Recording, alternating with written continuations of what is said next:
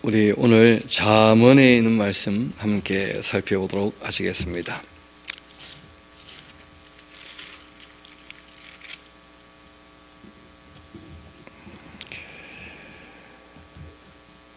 이 미셸레 솔로몬 이렇게 되어 있는데, 그 솔로몬의 잠언이라 이렇게 번역을 했는데, 그 잠언이라 할 때 그 잠자는 콕콕 찌를 잠자, 이 바늘 잠자입니다. 그래서 사람에게 좀 정신 차리게 하는 또는 바른 길 가게 하는, 그래서 어떤 분은 잠언이라는 이 번역도 좋지만 금언집이라 하면 참 어떻게 했는가, 금으로 새길 만큼 참 가치 있고 보배로운 글이다, 그렇게 할 수 있다는 것이죠. 그 실상은 제일 흔하게 쓰는 것이 뭐냐면 비교해서 옳은 길이 무엇인지를 분별하게 얘기를 합니다. 그래서 이 지혜로운 길과 어리석은 길, 그 지혜로운 사람과 어리석은 사람, 참된 것과 또 거짓된 것, 이걸 비교하면서 얘기를 하는 부분들이 있고, 또 어떤 형식들이 있느냐 하면 말 그대로 속담 같은 말씀 있지 않습니까? 격언 같은 말씀들, 그러니까 누가 들어봐도 직관적으로 참 그거 옳다 하고 받아들일 수 있는 그런 말씀들이 있습니다. 그런 여러 가지 이제 이 비유라든지 또는 격언이라든지 또는 비교하는 그런 말씀을 통해서 그 교육을 위하여 기록이 된 거예요. 실상은 그 다윗이란 분이 그 자기 자녀들을 양육할 때 그 솔로몬에게 지혜가 있다고 할 때 레부샤마, 잘 듣는 마음으로 지혜를 얻게 되어주죠. 그래서 이제 분별력을 갖게 되는 것이고 넓은 마음을 갖게 되는 것인데, 그 1장부터 해서 9장까지 내용은 이 솔로몬이라는 사람이 자기 아버지 다윗에게 배웠던 그 신앙의 지혜, 삶의 지혜에 대하여 기록하고 있습니다. 그리고 자신도 이제 자녀를 길러보니까 해주고 싶은 말들이 꽤 있는 거예요. 그래서 실제로 이 솔로몬이 한 3,000가지 잠언을 얘기했다고 하는데, 그 3,000가지 잠언을 후대에 누가 이 정리를 하고 편집을 하게 된 것입니다. 그것이 지금 우리에게 이제 주어져 있는 것인데, 그 제일 먼저 편집하고 정리했던 분은 히스기야 왕 때 그 신하들이 편집한 것으로 성경이 밝히고 있죠. 우리 한번 25장 먼저 한번 가봅시다. 25장, 잠언 25장. 거기 보면 성경이 이렇게 밝히고 있습니다. 이것도 솔로몬의 잠언인데 유다왕 히스기야의 신하들이 편집한 것이다, 이렇게 되어져 있죠. 그래서 이 잠언이란 책은 원래 3,000가지 잠언 중에서 그 오고 오는 모든 세대에게 꼭 필요한 그 지혜의 말씀들을 후대에 성령의 감동으로 다시 한번 정리하게 된 그런 책이라고 볼 수 있습니다. 그뿐 아니라 그 자녀 양육서이기도 하죠. 그 솔로몬이 자기 자녀들이 정말 이렇게 좀 지혜로운 사람이 되어서 통치하면 좋겠다. 솔로몬의 잠언이라고 하면 자녀들이라고 하면 당연히 왕자들이었겠죠. 그래서 지금 우리가 읽어볼 때 그 왕들을 위한 이 권면의 말씀도 의외로 조금 있어요. 그런데 알고 보면 우리가 다 하나님의 자녀라면 우리도 뭐 그 못지않은 것이죠, 신분이. 그러니까 잘 들어보면 정말 이 땅에 지혜로운 삶을 사는데 도움될 만한 말씀들이 정말 많습니다. 그 어떻게 보면 한 절 한 절 막 토를 달고 얘기를 할 만큼 그렇게 우리가 볼 수도 있겠습니다만은, 다 인생 살아보신 분들일 테니까 우리가 차근차근 읽는 것만 해도 충분히 내용들을 잘 알 수 있을 것이고, 그리고 뭐 간혹 우리가 내용을 읽어 나갈 때 한두 마디 정도 멘트 하는 것이 더 낫지 않겠나 싶기도 합니다. 다시 우리 잠깐 앞으로 돌아와서 1장 1절을 잠깐 봅시다. 거기 보면 다윗의 아들 이스라엘 왕 솔로몬의 잠언이라 하면서, 솔로몬의 잠언인데 자신을 다윗의 그 아들로 소개하고 있습니다. 반면 우리 말씀드렸던 것처럼 10장으로 같이 한번 가봅시다. 10장 1절. 거기 보면 솔로몬의 잠언이라 하면서 다윗의 아들이 좀 빠져 있죠, 그렇죠? 사람이 어쩔 수 없이 어릴 때는 누구 아들로 불릴 수밖에 없습니다. 근데 어느 정도 장성하게 되어지면 자기 이름으로 스스로 불리게 될 때가 오는 것이죠. 저도 어릴 때 늘 아버지 그늘에 있을 거라고 오해를 하고 참 어떻게 보면 감사한 일인데도 기분이 별로 안 좋을 때가 있는 거예요. 이름을 딱 불러주면 좋은데 너 누구 아들이지 하면서 누구 아들이지 하고 부르는 순간 아버지 때문에 조심해야 될 게 많아지는 거예요. 내가 뭘 하고 싶은 거 있어도 다 제약이 되는 것이 많고, 게다가 또 아버님이 목사였거든요. 그 아버지 아들로 알고 있으니까 참 처신곤란할 때 많더라고, 살아보니까. 그런데 시간이 좀 지나면 아버지 이름 떼고 제 이름으로 불려질 때가 있어요. 요즘에는 누구 만나면 너희 아버지 누구냐 아무도 안 물어봐요. 시간 지나면 그건 다 벗어나게 되는 것이고 단독자로 다 서게 되는 것인데, 솔로몬도 처음 이야기를 시작할 때는 아버지께 배웠던 인생의 지혜에 대해서 얘기를 쭉 하다가 어느 시간이 되어지자 솔로몬의 잠언이라 그렇게 이제 또 얘기를 하게 되는 것이겠죠. 누구 아들이란 말은 요즘에는 제가 참 자랑스럽게 생각합니다. 하나님의 아들 하면 얼마나 자랑스러운 이름이겠습니까? 그렇죠? 또 아버지의 이름을 누가 지금까지 기억하시고 저에게 너 누구 아들이었구나 하고 이제 알아주시면 오히려 너무 감사하죠. 어릴 때는 철이 없으니까 그랬었는데 오히려 철 들고 보니까 그러한 이 그늘이라는 것이 너무 감사하죠. 실제로는 그늘이 있었기 때문에 잘 자랐던 것이고, 그늘이 이제 싹 치워주자 얼마만큼 자라있기 때문에 안 마르고 계속 크는 거예요. 그늘이 보호를 해주지 않았다면 그 사람이 자라지도 못하는 것이죠. 거기에서 이제 이야기가 시작됩니다. 솔로몬은 정말 이 자신의 자녀들이 자기의 지혜의 그늘에서 잘 자라서 정말 지혜로운 사람으로 장성하기를 바랬던 것 같아요. 그런데 실상 솔로몬의 자녀들은 그러지는 못했고, 이 내용이 너무나 옳기 때문에 글로 남아 있어서 지금 우리가 이 말씀을 읽으면서 이 땅의 삶의 지혜로 우리가 얼마든지 받아들일 수 있는 것인데, 중요한 것은 솔로몬이 직접 아들을 가르쳐도 안 됐다는데 안 받아들이는 사람에게는 아무 의미 없다는 거예요. 그러니까 하나님 말씀을 우리가 읽고 듣고 배울 때에 받아들이는 사람에게만 의미가 있어요. 관계에 대한 문제라 하는 말씀을 늘 드리는데 신앙은 그런 것이죠. 그럼 우리 한번 1장 1절부터 제가 차근차근 한번 읽어드리겠습니다. 다윗의 그 아들 이스라엘 왕 솔로몬의 잠언이라. 이 잠언은 지혜와 훈계를 알게 하고 명철의 말씀을 깨닫게도 해주고 사람을 지혜롭게, 지혜란 말이 계속 나오지 않습니까? 근데 원어는 조금 다르게 되어 있습니다. 그 첫 번째 나오는 지혜와 훈계를 알게 하며 할 때 이 지혜는 호쿠마, 변치 않는 하나님께로부터 오는 지식 같은 주님의 뜻, 이런 정도의 의미를 갖고 있어요. 반면에 3절에 나오는 지혜라고 할 때는 샤칼, 사람을 참 신중하게 만든다, 조심스럽게 만든다, 그런 뜻입니다. 그런데 우리말에는 이런 말들 다 번역할 만큼의 단어들이 그때는 없어가지고 그냥 다 지혜로 번역을 했는데, 그래도 대략들을 보면 그 분위기는 다 감지가 됩니다. 이어봅시다. 사람을 신중하게도 하고 공의롭게 정의롭게 정직하게 행할 일에 대하여 훈계를, 교훈을 얻게 하며, 어리석은 자라 할지라도 슬기롭게. 이때 이제 어리석은 사람은 유혹에 쉽게 넘어가는 사람, 그런 사람을 일컬을 때 표현하는 말이죠. 또 젊은 자에게는 지식과 근신을 주기 위한 것이다. 그러니까 자녀 양육을 위한 책이었다는 거예요.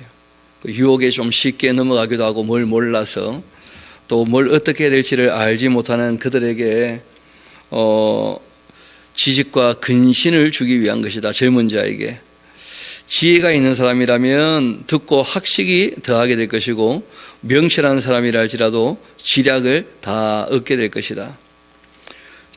이 잠언, 그리고 또 비유하는 말, 지혜 있는 자의 말, 또 그 오묘한 말들을 깨달으면 좋겠다.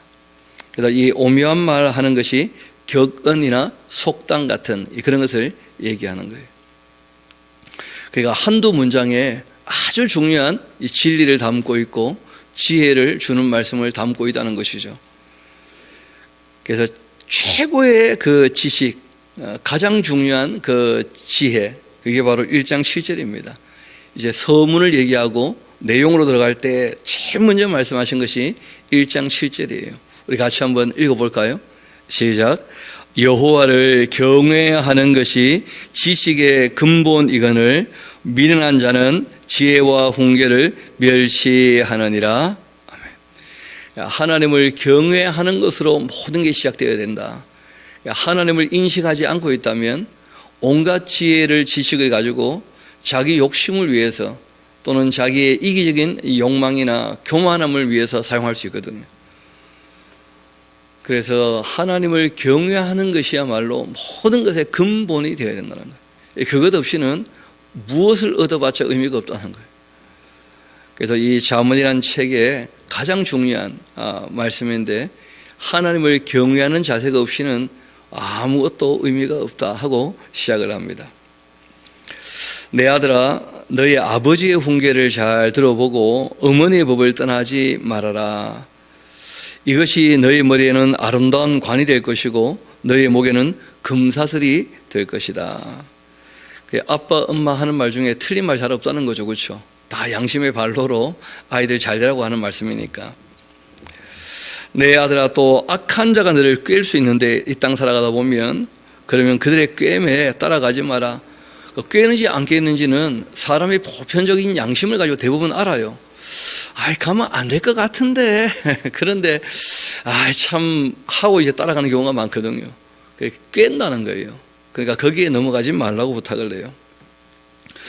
그들이 너에게 어떤 식으로 꾀느냐 하면, 우리와 함께 가자. 우리가 가만히 엎드렸다가 사람의 피를 흘리자. 죄 없는 자를 까닭없이 숨어 기다리다가 수월같이 그들을 산채로 삼키며 또 무덤에 내려가는 자들같이 통으로 삼키자. 그리고 우리가 온갖 부활을 얻자 하고 얘기한다는 거예요. 쉽게 말하면 부당한 이익이 있는 곳에 사람들의 유혹들이 많다는 거예요. 정직하고 성실하게 살아서 재화를 마련한다면 아무 문제가 없는데, 그런데 그 조금만 이 권력이 있는 자리에 있어도 부당한 재물을 얻을 수 있는 길들이 너무나 많고 그런 유혹은 끊임없이 있다는 거예요. 그래서 내 아들아 하면서 부탁을 하는 거죠. 절대 그런 데 넘어가면 안 된다. 이어 얘기합니다. 우리가 온갖 보화를 얻으며 빼앗은 것으로 우리 집을 채울 테니까 너는 우리와 함께 제비를 뽑고 우리와 함께 전대 하나만 두자. 그렇게 할지라도 내 아들아, 그 악한 자들, 부당하게 이익을 얻으려고 하는 자들과 함께 길에 다니지 말라. 너의 발을 금하여 그 길을 밟지도 말아야 한다. 대저 그 발은 악으로 달려가는 것이고 피를 흘리는데 빠름이니라. 남의 피를 흘려서 남을 해코지 해가지고 재화를 얻게 된다면 그건 가장 악한 일 중에 하나다. 그렇게 아주 주의의 주의를 주는 것이죠. 또 새가 보는 데서 그물을 치면 흔들리겠거늘 그들은 가만히 엎드린 것은 자기의 피를 흘릴 뿐이고 숨어 기다림은 자기의 생명을 해할 뿐이다. 그렇게 이익을 탐하는 모든 자의 길 다 이러하여 자기 생명을 잃게 하느니라. 새가 보는 데서 그물을 치면 다 날아가 버리지 않습니까? 그러면 아무 의미가 없는 것이죠. 악을 행해서 재화를 벌어들이는 것은 하나님과 다 보고 계시고 알고 계시는데 이후에 그 앞에서 다 심판받을 텐데, 이 땅에서 많은 것 누려봤자 다 헛되고 만 것이다. 그래서 이 모든 일을 제일 처음에 하나님을 경외하는 것이 지식의 근본이다. 여기서 시작하는 거예요. 그리고 사람이 제일 큰 유혹이 돈이라는 거죠. 돈. 그래서 그 이익을 탐하지 말아라 하고 부탁을 해요. 그 욕심부터 좀 내려놓고 하나님 앞에서 바르게 살아가도록 경외하는 마음으로 이어봅시다. 그리고 지혜라고 하는 것은 얻으려고 하면 얼마든지 어디서나 얻을 수 있다는 거예요. 지혜가 길거리에서 부르며 광장에서 소리를 높이며 시끄러운 길목에서 소리를 지르며 성문 어귀와 성중에서 그 소리를 발하여 이르지 않느냐. 너희 어리석은 자들은 어리석음을 좋아하고 있고 거만한 자들은 거만을 기뻐하며 미련한 자들은 지식을 미워하고 있는데 어느 때까지 하겠느냐 하면서, 이거 뭐 말이 길어서 그렇지 쉽게 말하면 공부하라 하는 말은 항상 듣는다는 거예요. 사람들이 늘 지식을 좀 얻으라고. 나의 책망을 듣고 돌이켜라. 그 뭐 솔로몬도 마찬가지고 모든 부모가 늘 하는 말이죠. 공부 좀 해라. 그러면 좋겠다. 지식을 좀 얻으라는 거예요. 지식을. 공부라고 하는 말이 국영수로 국한되니까 문제가 되는 거죠. 점수 잘 받아오라 하는 식으로 되니까. 실제로는 세상 모든 게 우리가 배울 거예요. 정말 배울 것은 우리가 어제 같이 살폈던 것처럼 사랑을 배워야 진짜 배울 걸 배우는 거예요.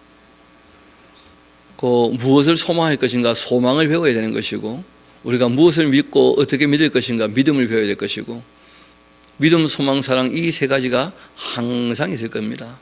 그 중에 제일은 또 사랑이니까 그거부터 가르쳐야 되거든요. 그래서 혼자 군림하는 것이 아니라 더불어 사는 법을 가르쳐야 되거든요. 그래서 우리가 공부해야 될 이유가 있는 것이죠. 잘 아시는 것처럼 지금 올림픽 중에 있지 않습니까? 여러분, 이 올림픽 딱 끝나면 바로 또 뭐가 시작됩니까? 패럴림픽이 시작되죠. 그렇죠? 장애인 올림픽.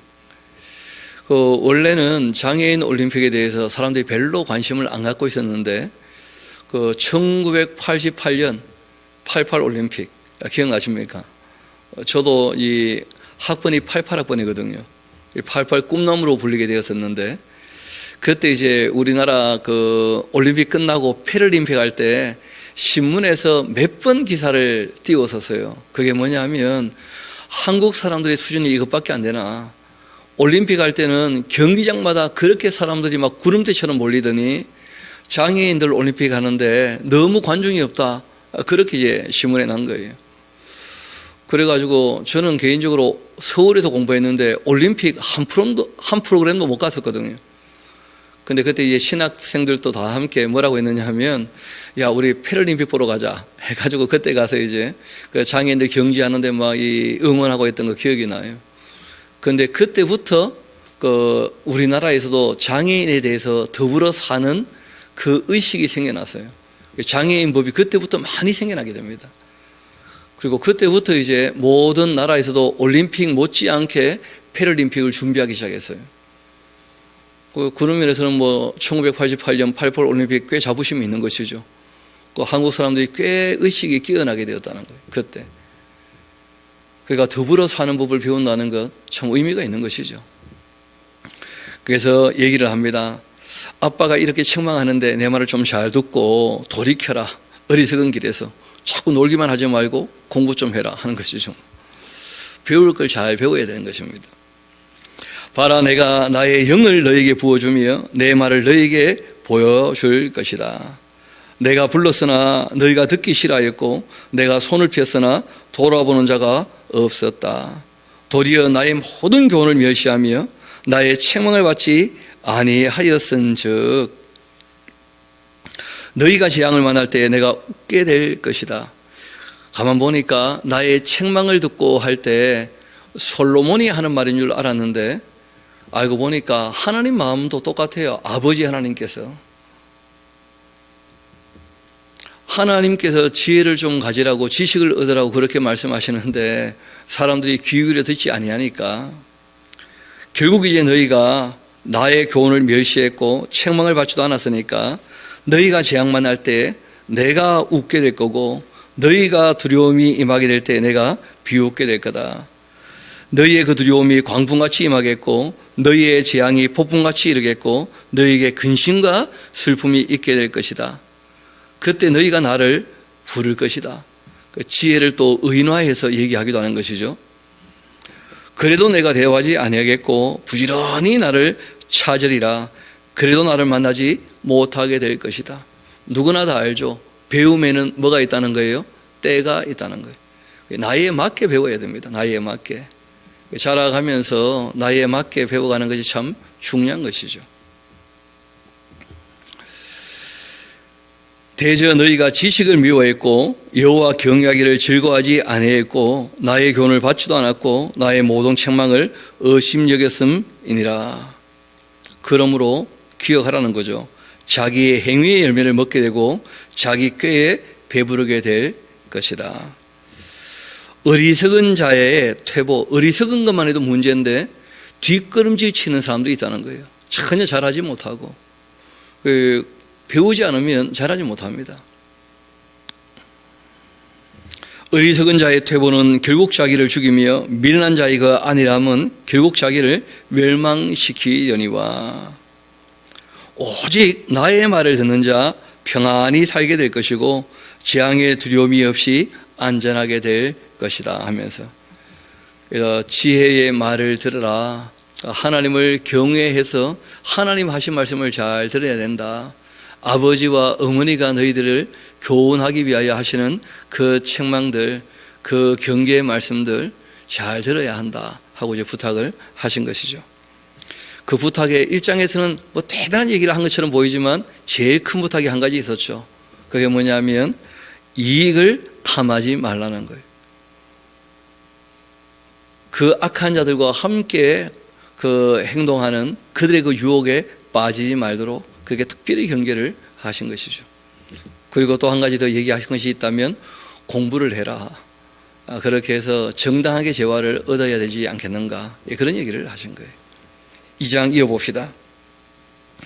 내 아들아, 너가 만일 나의 말을 받으며 나의 계명을 너에게 간직하며. 이때 자녀를 위하여 주시는 계명은 바로 율법을 얘기합니다. 율법. 하나님의 율법을 자녀에게 늘 가르치라고 성경이 얘기하고 있거든요. 또 너의 귀를 지혜에 기울이고 너의 마음을 명철에 두면 참 좋겠다. 그리고 늘 지식을 불러 구하면서 명철을 얻으려고 소리를 좀 높여라. 명철을 얻으려고 소리를 높여라 하는 말이 고함 지르면 되느냐, 그런 게 아니고 질문을 하는 삶을 좀 살라는 거예요. 아니, 모르면 좀 물어봐야 될 거 아닙니까? 그렇죠? 요즘에는 뭐 구글에 가서 물어보면 대답 참 잘해줍니다, 보면. 그러니까 우리가 뭐가 궁금하거나 하면 조금 더 알려고 애를 쓰는 것, 그게 참 중요한 거예요. 명철을 얻으려고 좀 소리를 높여보라는 거예요. 은을 구하는 것 같이 그것을 구하며 감추인 보배를 찾는 것 같이 그 지식과 지혜를, 명철을 얻으려고 좀 찾아라.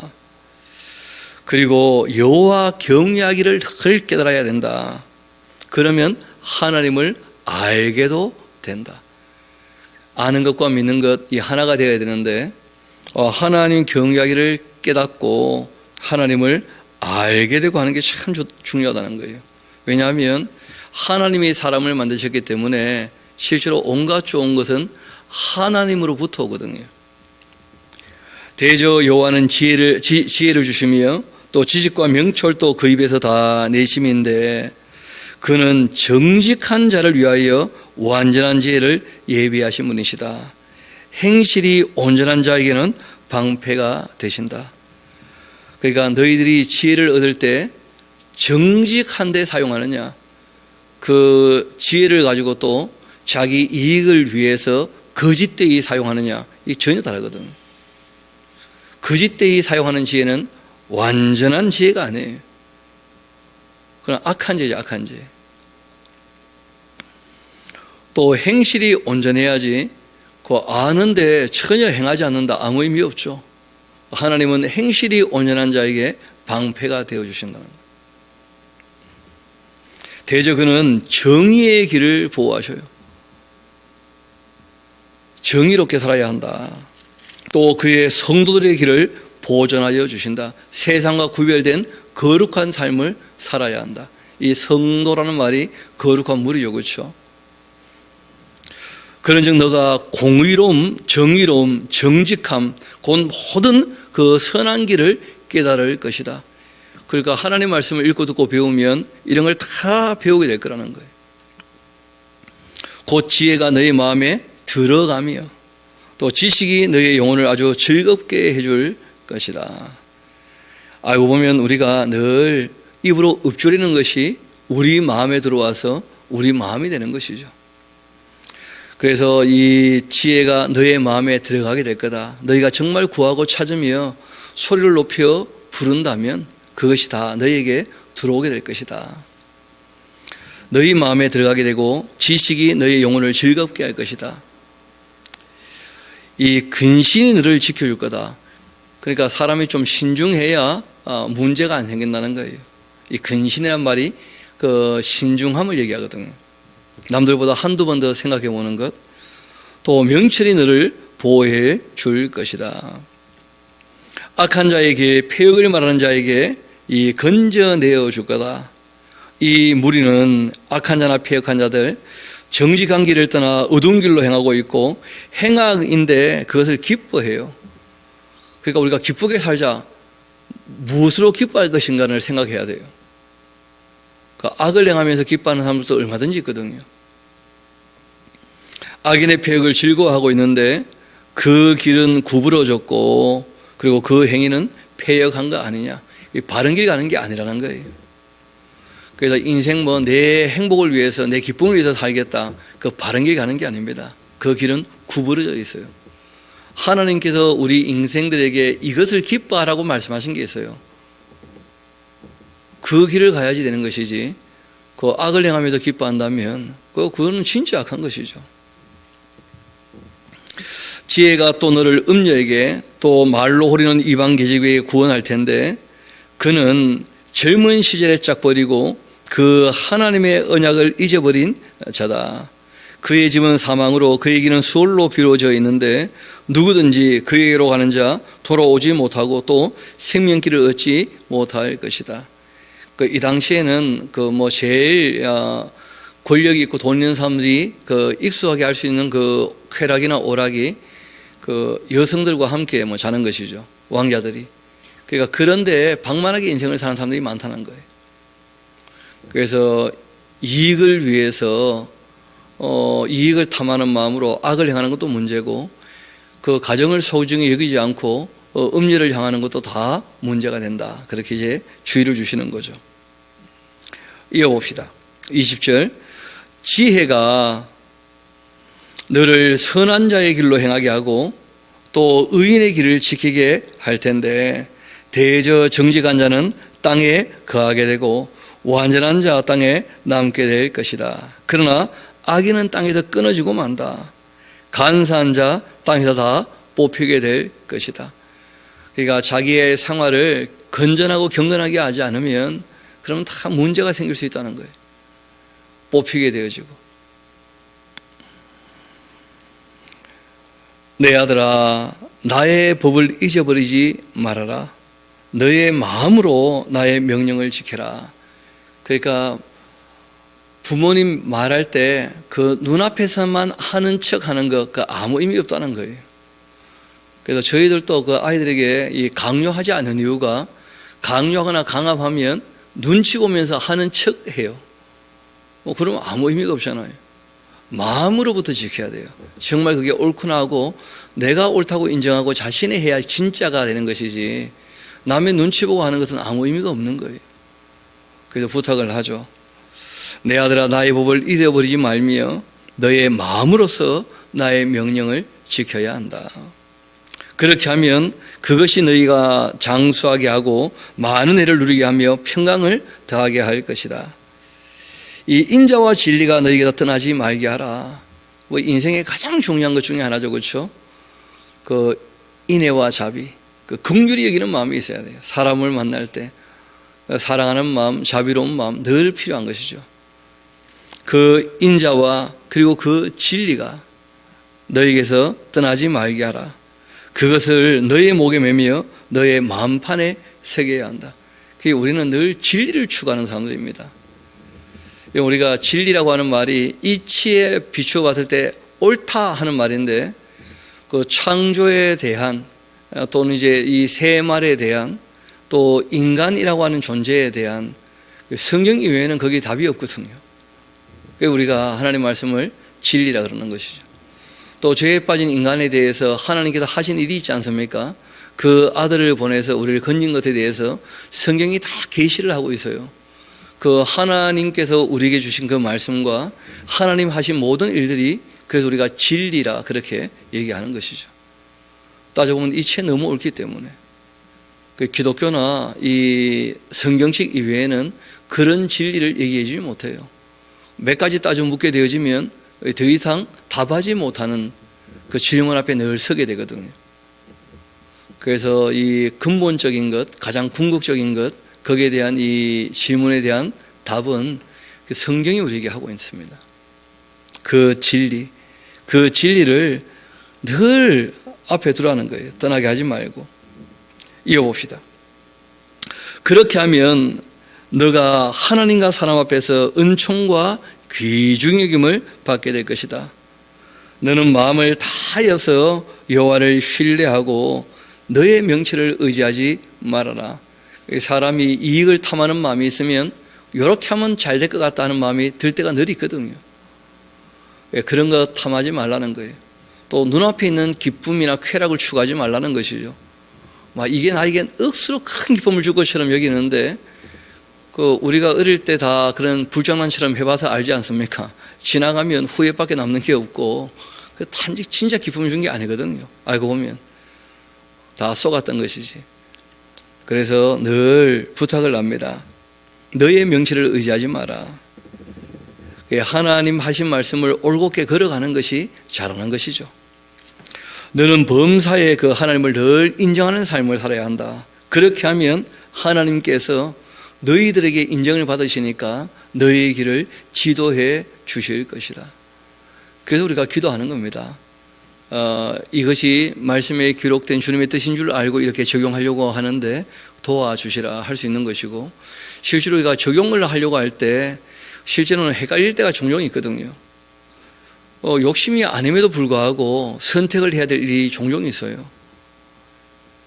그래서 우리가 기도를 하는 것이죠. 너희의 길을 지도해 주실 것이다. 스스로 지혜롭게 여기지 말아라. 이게 이제 또 한 관건인데, 스스로 섰다고 생각하는 사람 넘어질까 조심해야 된다는 거예요. 자기를 너무 믿지 말라는 거예요. 사람이 근데 나만 믿어 나는 보는 눈이 확실해 하면서, 근데 그 확실한 사람이 문제 있는 경우가 종종 있거든요. 그래서 부탁을 합니다. 스스로 지혜롭게 여기지 마라. 여호와를 경외하며 그 악을 떠나야 한다. 끊임없이 나오는 말씀이죠. 하나님을 경외하는 것, 이게 지식과 지혜의 근본이 됩니다. 이것이 너희 몸에 양약이 되고 너희의 골수를 아주 융통하게 하는 것이다. 너희의 재물과 너희의 소단의 참 익은 열매로 여호와를 공경하라. 하나님이 사랑하는 마음을 늘 표현하는 것, 잘하는 것이다. 그렇게 말씀하시죠. 그렇게 하면 너의 창고가 가득히 차고 내 포도즙 틀에 새 포도즙이 넘치게 될 것이다. 하나님께서 삶을 보장해 주신다, 그런 뜻입니다. 내 아들아, 여호와의 징계를 가볍게 여기지 말고 그 꾸지람을 싫어하지 마라. 그러니까 인생 살다가 어떤 걸림돌에 걸려 넘어지게 되었다면, 어떤 고난이 닥쳤다면 그 징계로 알고 돌이켜 생각을 하고 정말 악에도 돌이켜야 된다는 거예요. 그걸 가볍게 여기지 말라는 거예요. 살다 보면 다 그럴 수 있지 하면서 그냥 계속 대면대면 하면서 계속 악을 행하면, 그러면 돌아오지 못하는 강을 건널 수 있다는 거예요. 그 징계를 경여기지 말고, 그리고 꾸지람을 싫어하지 마라. 대저 여호와께서 그 사랑하시는 자기 때문에 징계하시는 거다. 마치 아비가 그 기뻐하는 아들을 징계한 같이 그렇게 하시는 것 아니냐. 또 지혜를 얻는 자와 명실을 얻는 자 복이 있는데, 이는 지혜를 얻는 것이 은을 얻는 것보다 낫고 그 이익이 정금보다 낫기 때문이다. 지혜는 진주보다도 귀하다. 너가 사모하는 모든 것으로도 이에 비교할 수가 없다. 그의 오른손에는 장수가 있고 그 왼손에는 부귀가 있는데 그 길은 즐거운 길이고 그 지름길은 다 평강이니라. 지혜는 그 얻은 자에게는 생명나무가 된다. 지혜를 가진 자는 복된 사람이다. 여호와께서는 그 지혜로 땅의 틀을 놓으셨고 명철로 하늘을 견고히 세우셨지 않는가. 그 지식으로 깊은 바다를 갈라지게도 하셨고 공중에서 이슬이 내리게도 하셨지 않느냐. 내 아들아, 완전한 지혜와 근신을 지키고 이것들이 너희 눈앞에 떠나지 말게 하라. 그러니까 늘 이 경전을 읽으라는 거예요. 경전을 너희 눈앞에서 떠나지 않게. 경전을 읽고 또 책을 읽고 그렇게 해서 지혜도 얻고 지식도 얻고 실제로 하나님 경외하는 마음으로 하나님의 율례와 법도를 잘 마음에 새겨야 이 땅에서 살아갈 때 정말 지혜로운 삶을 살 수 있다 하고 부탁하시죠. 악에 넘어가지 않을 수 있다는 것입니다. 내 아들아, 완전한 지혜와 근신을 지키고 이것들이 너희 눈앞에서 떠나지 말게 하라. 그렇게 하면 그것이 너희의 영혼의 생명이 되며 내 목의 장식이 될 것이다. 너가 너희 길을 평안히 행하겠고 너희의 발이 거치지 아니하겠으며 너가 누울 때에 두려워하지 아니하겠고 내가 누우면 잠도 참 달게 될 것이다. 너는 갑작스러운 두려움도 악인에게 닥치는 그 멸망도 두려워하지 말아라. 대저 여호와는 너가 의지할 이신데 너의 발을 지켜 걸리지 않게 보호해 주실 것이다. 살아가다 보면 다급한 일이 닥칠 수가 있는데 그런데 그런 일들에도 하나님께서 보호해 주실 테니까 너가 너의 길을 올곧게 좀 걸어가면 좋겠다. 사람이 닥치지 않을 일에 대해서 두려워하는 경우가 종종 있거든요. 일어나지 않을 일이지만 일어날 것처럼 여겨져서 걱정, 두려움, 염려가 다가올 수가 있는데 그런데 그런 것은 우리가 막을 수 있는 게 아니잖아요. 그렇죠? 그러니까 그런 걱정, 염려, 근심 다 좀 두려움 내려놓고 자기 갈 길을 올곧게 걸어가라는 거예요. 지혜롭게. 그러면 하나님께서 지켜주신다. 보호해 주신다. 피할 길을 내신다. 그런 것이죠. 시험 당할 때 피할 길도 내시고 감당하지 못하는 시험은 허락지 않으시니까 우리가 이 땅에 살아갈 때 괜한 걱정할 필요 없다는 거예요. 이어봅시다. 27절 굉장히 중요한 말씀이죠. 너의 손이 선을 베풀 힘이 있거든. 없는 걸 가지고 하라고 요구하는 게 아닙니다. 그 힘이 있다면 그러면 마땅히 받을 자에게 베풀기를 아끼지 말라는 거예요. 거기 보면 참 놀라운 얘기가 나오는데 마땅히 받을 자 그런 말이 있어요. 마땅히 받을 자. 여러분 구제라고 하는 것은 우리가 베푸는 자선의 의미가 아닙니다. 실제로는 이 구제라고 하는 개념은 뭐냐면 성경에서 우리에게 남을 도울 힘이 있다고 한다면 마땅히 받을 자에게 나누어 주는 거예요. 그러니까 하나님께서 이 사람이 필요했는데 이 사람에게 직접 주지 않으시고 나를 통하여 주시는 거라는 거예요. 그게 원래 기독교 구제의 개념이에요. 그래서 이 교제의 개념도 있고 코이노니아, 또 이 디다케의 나눔의 개념이 있는데 그 마땅히 받을 사람에게 나눠준다는 개념이에요. 그 구제를 그렇게 얘기하고 있죠. 너희의 손이 선을 베풀림이 있다고 한다면 마땅히 받을 자에게 베풀기를 아끼지 말고 또 너에게 있으면 떡이나 빵이나 이런 게 있으면 이웃에게 이르기를 갔다가 다시 오라 내일 주겠다 그렇게 하지 말고 그 즉시 그 필요를 채워주라 그런 것이죠. 또 너희 이웃이 너희에게 평안히 살면 그를 해코지 하려고 꾀하지 말라. 괜히 남 잘 사는 거 안에 꼽게 보는 사람이 있을 수 있다는 거죠. 그렇죠? 그러지 말라는 거예요. 사람이 너에게 악을 행하지 아니하였거든 까닭없이 더불어 다투지 말라. 그러니까 악을 행하면 가만히 있으면 또 안 되죠. 그러지 말라고 또 한 소리 해야 됩니다. 우리가 말은 반드시 해야 돼요. 그건 악한 거다 하지 마라 하고 확실하게 의사를 표현해야 돼. 그런데 악을 행하지 않았는데 까닭 없이 다투면 안 된다 하고 얘기한 거죠. 포악한 자 그 부러워하면 안 된다는 거예요.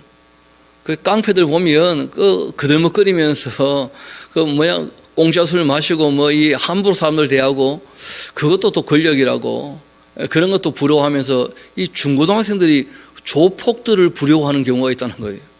그 깡패들을. 그런 거 부러워하면 안 돼요. 진짜 약한 거니까. 그의 어떤 행위도 따르지 마라. 괜히 남들 위협하려고 몸에 문신 놓고 하는 거 그 따라할 게 못 된다고 얘기하죠. 대저폐역한 자 여호와께서 미워하시는데 정직한 자에게는 그의 교통하심이 있다. 악인의 집에는 여호와의 저주가 있거니와 의인의 집에는 복이 있는 법이다. 진실로 그는 거만한 자를 비웃으시는 분이시고 겸손한 자에게는 은혜를 베풀어 주시지 않느냐. 지혜로운 자는 영광을 기업으로 받게 될 것이고 미련한 자의 영달함은 수치가 될 것이다. 미련한 자는 영원히 수치를 당하게 될 거다 하고 말씀하십니다. 아들들아, 아비의 훈계를 좀 들어봐라. 명철을 얻기에 주의해라. 내가 선한 도리를 너에게 전하노니 나의 법을 떠나지 말아라 하고 부탁을 하셔요. 우리가 분별력이라 이렇게 말씀을 드렸는데 무엇을 분별하느냐 이런 거 참 중요하지 않습니까? 선하냐 악하냐 이런 걸 기본적으로 분별할 수 있어야 돼요. 그리고 거룩한 것이냐 속된 것이냐 이런 것도 분별할 줄 알아야 되겠죠. 또 이게 참 지혜로운 일인가 어리석은 일인가 이런 것도 분별할 줄 알아야 돼요. 또 이게 바른 일인가 그런 일인가 정오를 우리가 다 분별할 줄 알아야 됩니다. 또 이게 중심되는 것이냐 아니면 아주 지엽적인 것이냐 이 본말을 우리가 잘 구분할 줄 알아야 됩니다.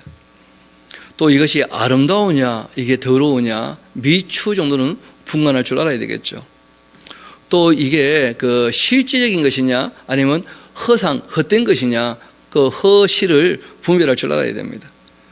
또 이게 중요한 것이냐 아니면 이게 가벼운 일이냐 경중도 분별할 줄 알아야 돼요. 이 경중을 분별하지 못하면 우선순위가 다 흐트러지고 맙니다. 그리고 이게 먼저 할 일이냐 나중 할 일이냐 시간에 대한 선후도 굉장히 중요하죠. 또 이게 공적인 일이냐 이게 사적인 일이냐 공사 이런 것도 다 구분할 줄 알아야 되겠죠. 그런 분별력을 얻으려면 당연히 하나님의 율례와 법도를 배워야 될 것이고 선배들의 글들도 우리가 보면서 지식을 또 지혜를 쌓아가야 되겠죠. 이어봅시다. 내가 선한 도리를 너에게 전한다. 인생의 선배니까 내 법을 떠나지 말라.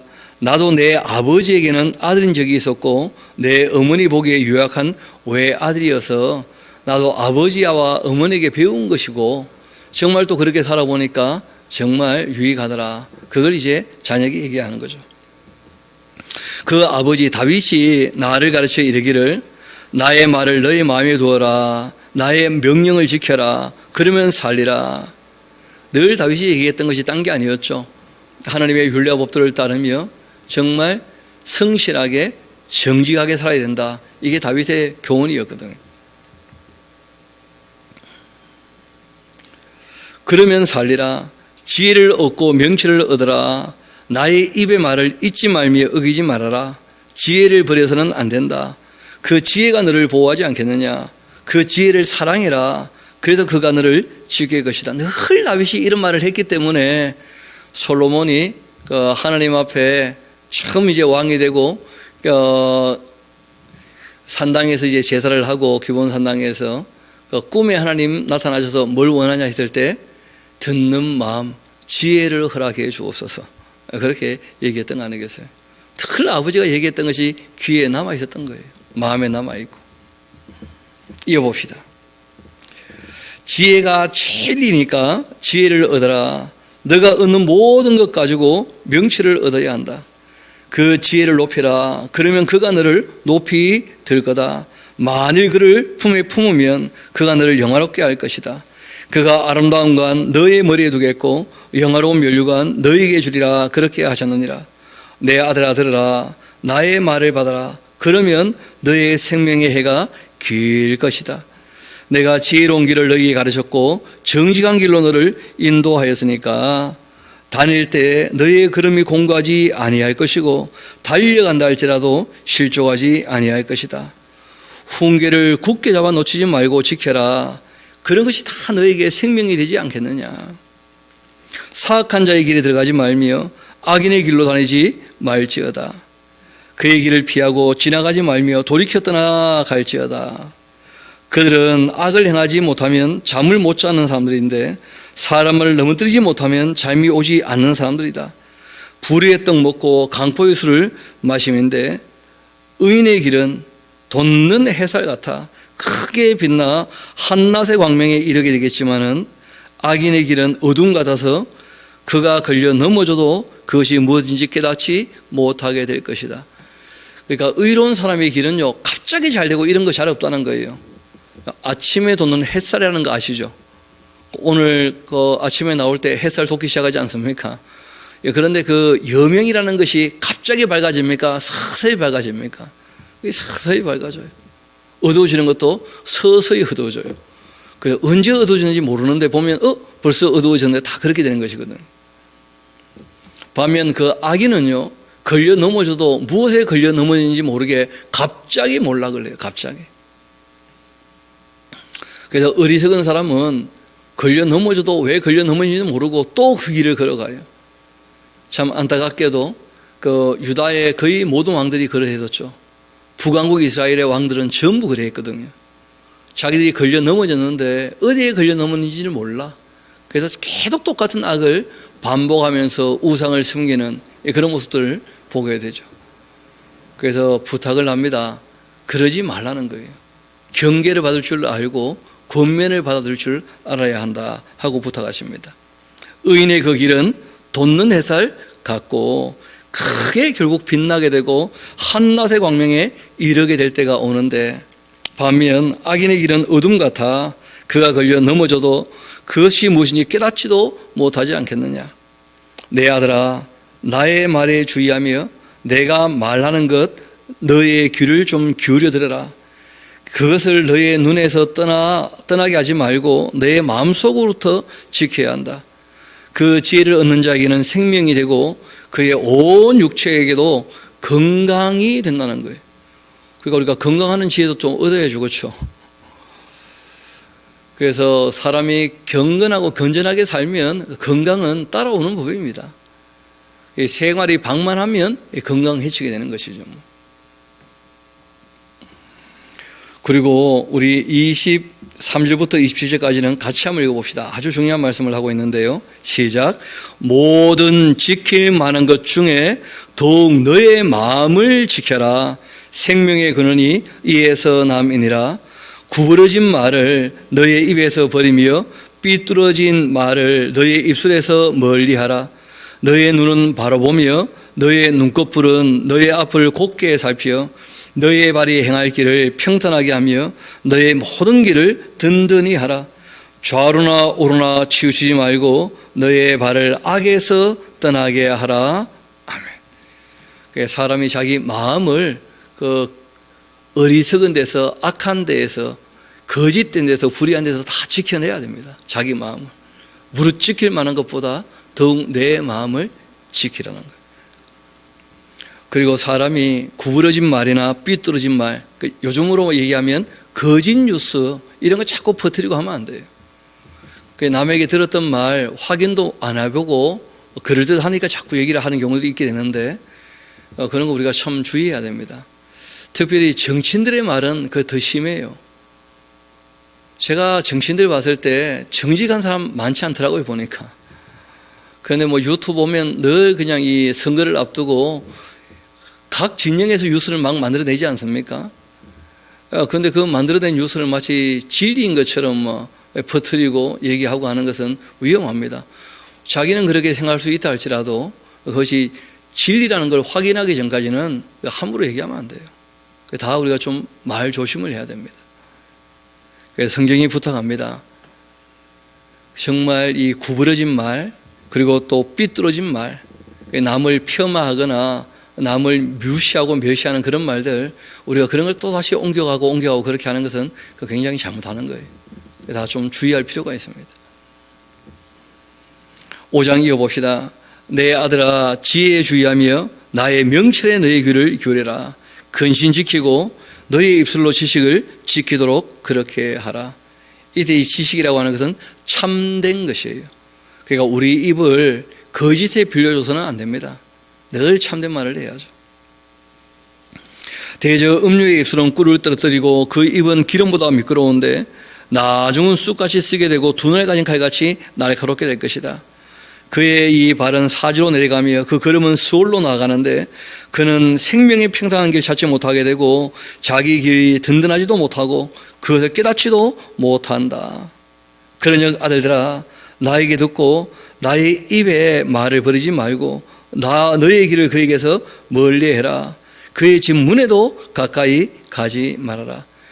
그러니까 향락을 추구하지 말라는 거예요. 이 당시 최고의 향락은 잘 아시는 것처럼 그 왕자들이 자꾸 기생집 가서 술 퍼마시고 그렇게 놀고 하는 것인데 절대 그렇게 향락을 추구하지 말라는 거예요. 잠시 즐거움 주는 것처럼 보이지만 그것이 결국은 너의 인생을 다 망가뜨리게 될 거라는 거예요. 이어봅시다. 두렵건대 너의 존영이 남에게 잃어버리게 되며 너의 수완이 잘난 자에게 뺏기게 될까 하노라. 두렵건대 타인이 너의 재물로 충족하게 되며 너의 수고한 것이 외인의 집에 있게 될까 염려가 된다. 두렵건대 마지막에 이르러 너의 몸 너의 육체가 쇠하게 될 때에 너가 한탄하면서 말하게 될 거다. 내가 어찌하여 훈계를 싫어했던가. 내 마음이 왜 꾸지람을 가볍게 여겼던가. 나의 선생의 목소리를 왜 충정하지 않았고 나를 가르치는 이에게 귀를 기울이지 아니하였던가. 그런 후회되는 삶을 살지 말아야 되지 않겠느냐. 많은 무리들이 모인 중에 큰 악에 빠지게 되었노라 하게 될까 염려가 된다. 그러니까 그런데 안 빠지려면 가장 중요한 게 가정을 소중히 여기라는 거예요. 가정을. 너는 너의 우물에서 물을 마시고 너의 샘에서 흐르는 물을 마셔야 한다. 어찌하여 너의 샘물을 집 밖으로 넘치게 하며 너의 도랑물을 거리로 흘러가게 하겠냐. 그 물이 너에게만 있게 해라. 타인과 더불어 그것을 나눌 수 없는 것이다. 너의 샘으로 복되게 하라. 너가 젊어서 취했던 그 아내를 즐거워하도록 하라 하고 부탁을 하셔요. 그래서 거기에서 즐거움을 만들려고 애를 써야지 딴 데서 즐거움을 만들려고 애를 쓰면 그게 다 문제가 된다는 거예요. 그럼 남녀 공이 마찬가지죠. 창세기 3장에 이미 너의 남편을 사모해야 된다 하는 말씀을 하셨고 거기에 상응하여서 너의 아내를 늘 즐거워해야 된다. 서로 간에 그렇게 하려고 애를 써야 된다는 거예요. 그러지 않으면 사람들이 이상한 것에 마음을 두게 되는 경우가 있다는 것이죠. 솔로몬이 가정을 좀 소중히 여겨라. 왜냐하면 부인이 원하지 않았는데 많아지기도 했고 또 나중에는 애정이 충족 안 되니까 또 많이 드리기도 했는데 가정이 이미 어그러져 버리고 원만하지 않으니까 인생의 행복이라는 게 하나도 없더라는 거예요. 살아보니까. 나중에 우리가 이분의 그 인생 말년의 고백을 볼 겁니다. 자기 인생 말년의 고백이요. 자신이 가르쳤던 지혜를 따라 살았으면 좋을 뻔했는데 후에 마크 받아는 거예요. 자기는 헛된 인생을 살았다는 거예요. 그러니까 잠언을 쓸 만큼 지혜가 있는 것처럼 보여도 하나님의 율례와 법도를 가볍게 여기면 그럼 진짜 지혜가 있는 게 아니라는 거예요. 그러니까 하나님을 경외하는 것이 지식과 지혜의 근본이 되거든요. 하나님을 경외한다면 그의 말씀을 늘 읊조리는 거예요. 그런데 잘 아시는 것처럼 솔로몬이 하나님을 사랑함으로써 시작했다가 이후에는 누구를 사랑합니까? 이방 여인들을 사랑하면서 하나님의 말씀을 떠나게 되거든요. 그러니까 자기 지혜를 가지고 안 돼요. 참 죄송한 얘기지만 솔로몬도 자기 꾀에 자기가 넘어갔던 거라. 너무 지혜로워서 하나님을 의지하지 않고 자기 지혜를 의지했던 거죠. 그런 문제가 돼요. 우리가 이 잠언을 배우지만 항상 읊조릴 것은 하나님의 율례와 법도 완성된 그 하나님의 율법인 산상순, 그리고 하나님 하신 일들을 우리가 바르게 배우기 위해서 정말 이 역사를 공부해야 될 것이고 또 하나님 마음을 우리가 헤아려 알기 위해서라도 예언자들의 음성을 다 들어야 될 것이고, 또 예수님이 오셔서 무엇을 하셨는지, 또 어떻게 사랑하셨는지를 잘 배우려면 우리가 반드시 이 복음서 다 배워야 될 것이고, 또 성령께서 오셔서 무슨 일을 하셨고 주님의 몸된 교회에 무엇을 바라시는지 우리가 사도행전 서신서 다 배워야 될 것이고, 또 하나님께서 역사 마지막을 어떻게 마무리할 것인가를 우리가 반드시 알아야 정말 경계를 얻게 되거든. 그리고 우리의 진짜 영원히 변치 않는 소망을 갖게 되는 거거든요. 그러려면 우리가 요한계시록까지를 다 배워야 되는 것이죠. 그래서 늘 말씀을 가까이 하는 것이 꼭 필요할 것입니다. 좀 더 이어봅시다. 그 너희 아내를 즐거워해라. 그는 사랑스러운 암사성 같고 아름다운 언노로 같으니 너는 그의 품을 항상 족하게 여기면서 그 사랑을 항상 연모해야 한다. 그것을 추구하라는 거예요. 그 사랑을, 서로 간의 그 사랑을, 부부 간의 사랑을. 내 아들아 어찌하여 음료를 연모하겠고 어찌하여 이방 계집의 가슴을 안겠냐. 대여 사람의 길은 여호와의 눈앞에 다 있는 법인데 그가 그 사람의 모든 길을 평탄케 하시지 않겠냐. 그러니까 하나님 눈 앞에서 살아가야지, 하나님을 무시하고 멸시하고 하나님 없는 것처럼 여기면서 살아가면 그러면 인생 다 망친다는 거예요. 우리 22절과 23절 함께 읽어보도록 합시다. 시작. 악인은 자기의 악에 걸리며 그 죄의 줄에 매이나니 그는 훈계를 받지 아니함으로 말미암아 죽겠고 심히 미련함으로 말미암아 혼미하게 되느니라. 그러니까 이런 악한 자의 길, 어리석은 자의 길이 있고, 그리고 참된 의로운 길, 지혜로운 길, 우리에게 다 주어져 있는데 어느 길을 갈지는 누가 선택해야 됩니까? 자신이 선택해야 돼요. 바라기는 무릇 지킬 만한 모든 것보다 더욱 우리 마음부터 우리가 참된 것, 선한 것, 의로운 것, 아름다운 것으로 잘 지켜나가기를 소망합니다. 우리 함께 기도하도록 하시겠습니다.